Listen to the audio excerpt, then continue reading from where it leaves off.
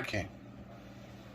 Hello, it's me, Symbian Gaming, and today we are taking a look at the Nintendo DS family of systems and to see which one is better in 2023 and 2024 because there's like 16 days of 2023 left at the time of recording. So let's begin. First up, we got a Nintendo DS. You stupid. First up, we got a Nintendo DS. You should put this to garbage. It's really bad. The screens are bad. The plastics are bad. The durability is kind of bad because old plastics are fragile. And it also does that sometimes. My specific unit. And I guess you can have flash card. But I guess at least it has flash cards, so you could use them. But same goes for the next member, the DS Lite. Now the Nintendo DS Lite is like the original DS except sleeker, nicer, better, more colors, nicer colors, better screens, better everything, except it has one con. It comes with this.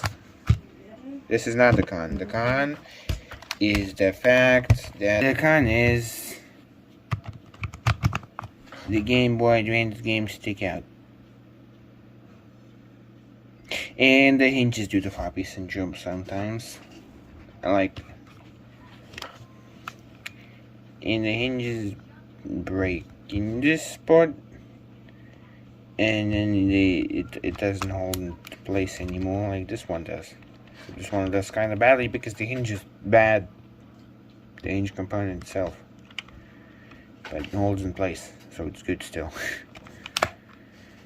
Also, it has its own proprietary charger, unlike the original DS, which has the charger from the Game Boy Advance. See, it's the same. This one has its own charger for some reason. It's decided to be special. But yeah, it also has flash cards and stuff like that. And some people have been modding this to a Game Boy macro, which basically just rip off the top of half of the DS and make it into a Game Boy Advance. Or a really bad DS that only has a single screen. I don't know why people do that, but they do that. The third member is the Nintendo DSi, and has a camera and another camera. This camera is bad.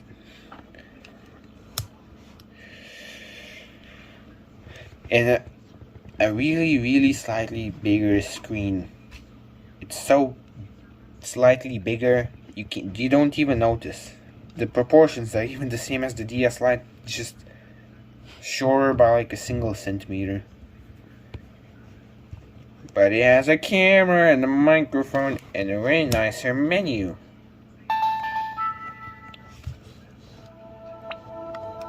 And the camera. It also had the DSi shop, but now that's closed. It had a web browser and you can download apps like Flipstone Studio. If you wanted to. Damn. It even has a freaking SD card slot. You can put SD cards, which opens up the world of possibilities, and those possibilities are called modding. Not just hardware, this software, since you can install custom firmware and install homebrew easily and customize stuff however you'll want in this. It's pretty easy to do since there's like a method if you have Flipnote Studio, a method if you have the browser, and a method if you don't have either of those. All of them are easy.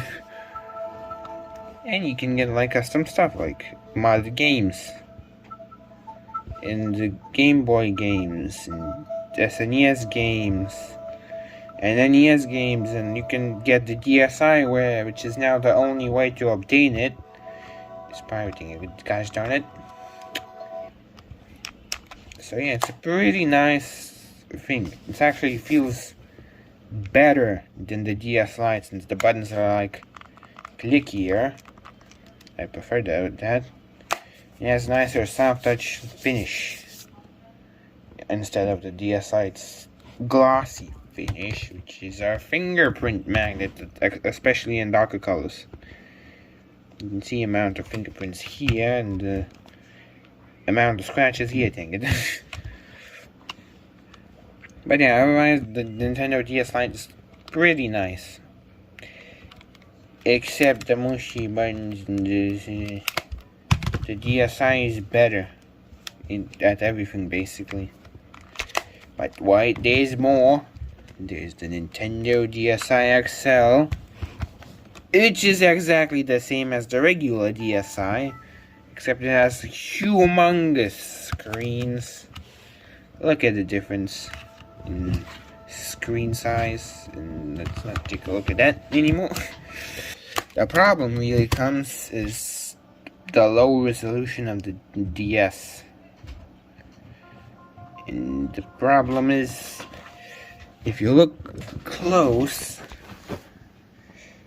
you can taste the pixels, and if you look even closer, you can even taste the gosh darn sub-pixels. Yeah, the screen is super low resolution.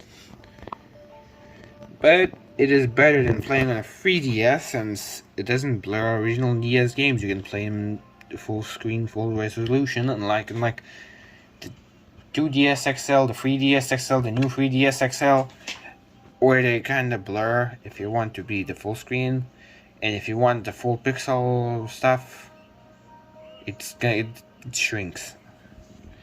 But yeah, it's all full and it's tastable in sub-pixels. And it's pretty nice, and comes in most plain colors like burgundy or bronze. Though it comes in some cooler colors like blue or green or yellow or Mario. And yeah, it's pretty much a DSi, just fucking big.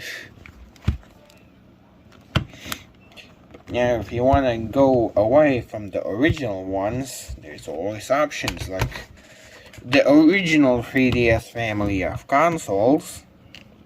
You can have a regular 3DS like, or you can have a regular 3DS like this.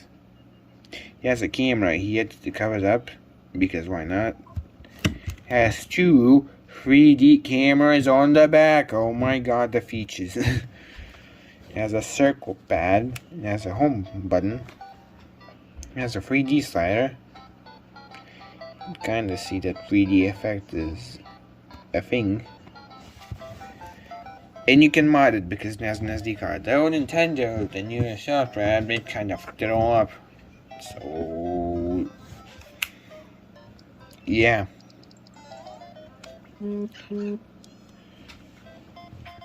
Though, in terms of homebrew, this is not that capable. If you want an ultimate homebrew machine, you need to look on the new side. With the new Nintendo 3DS family, or dinguses, damn it, Nintendo's naming is stupid. This is a new Nintendo 2DS XL. The 3DS XL is the most expensive one. You can see it going for around the price of a Switch Lite. But this one is by far the most capable in terms of homebrew. Like you can make the LED go RGB. And pretend that you are running Windows on it and playing Windows games on it, like GTA 5. Yeah, it's a pretty capable thing, because you can even run Pinball from Windows XP. Yep. Or a whopping file browser that is copied from Lineage OS. Yay. But yeah, you can do a lot of things like run Minecraft. Because it has this little nub.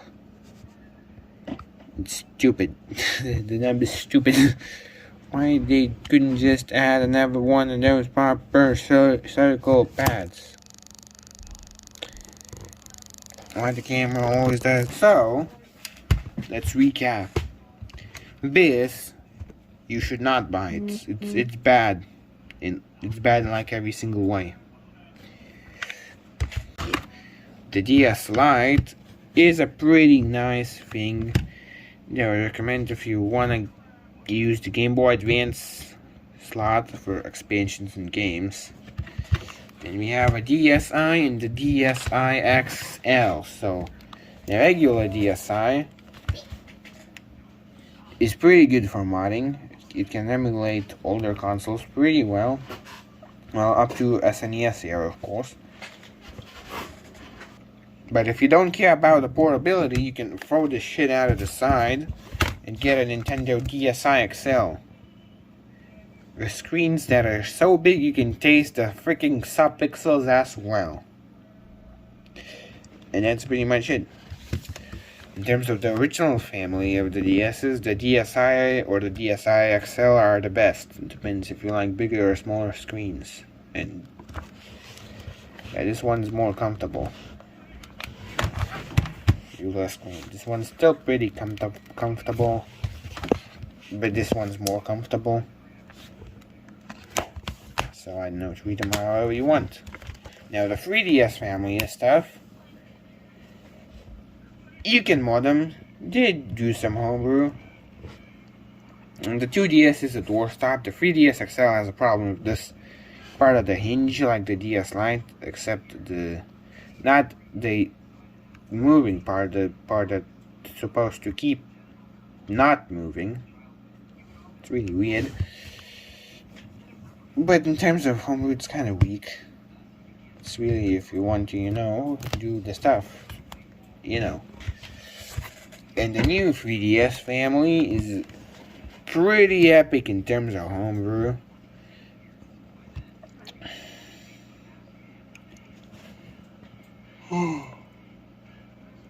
The regular 3DS, the regular new 3DS is pretty cool. You can interchange the faceplates. The 3DS XL is fucking expensive and has some issues with its paint peeling off.